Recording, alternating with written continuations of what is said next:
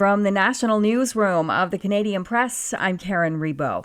Elon Musk has taken a big step back from his explosive feud with U.S. President Donald Trump. Musk writing on his social media network X early today that he regrets some of his posts last week about his one-time ally and that they went too far.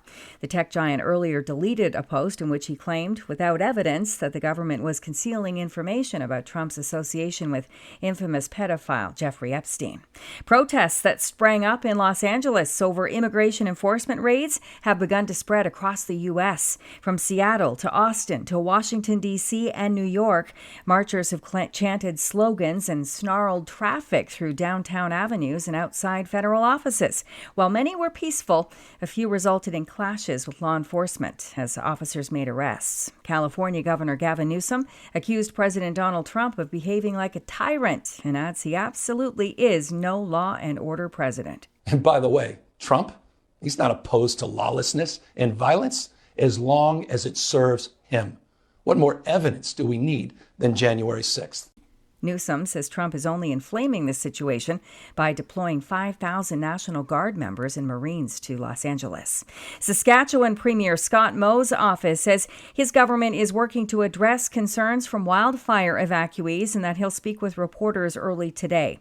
Of the more than 225 active fires burning across Canada this morning, Saskatchewan holds 14 of them, and 10,000 people have been forced from their homes. The evacuation order will be lifted tomorrow morning for 7,000 evacuees around the northern town of L'Orange.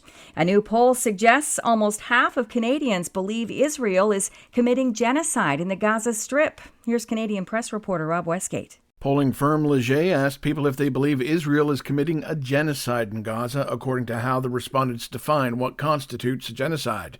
In all, 49% said they agree that Israel is committing genocide, 26% said they disagree, and 36% said they don't know. The results come as the Canadian government has joined 4 allies in imposing sanctions on 2 Israeli cabinet ministers it accuses of inciting violence against Palestinians in the West Bank. And leaders of the G7 will be heading into sparsely populated bear country when they meet in Kananaskis, Alberta next week.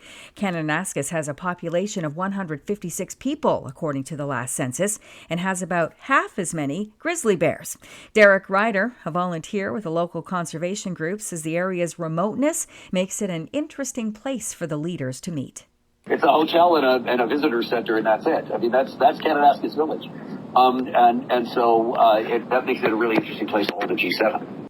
The G7 begins Sunday and ends Tuesday. This is the Canadian Press. In sports, Canada's men's soccer team won the inaugural Canadian Shield tournament Tuesday night, despite losing a penalty shootout 5-4 to African champion Ivory Coast.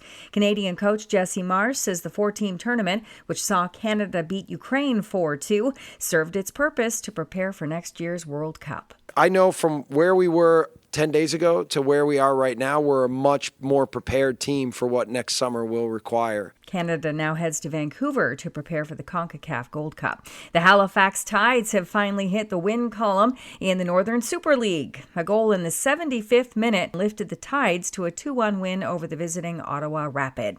The Toronto Blue Jays edged the St. Louis Cardinals 10-9. The Jays have won 11 of their last 13, and they're a league best 21-10 over their last 31 games. Zach McKinstry had 2 triples to help the Detroit Tigers beat Baltimore 5-3. From the Canadian Press, I'm Karen Rebo. Thanks for listening. Don't forget to follow and subscribe.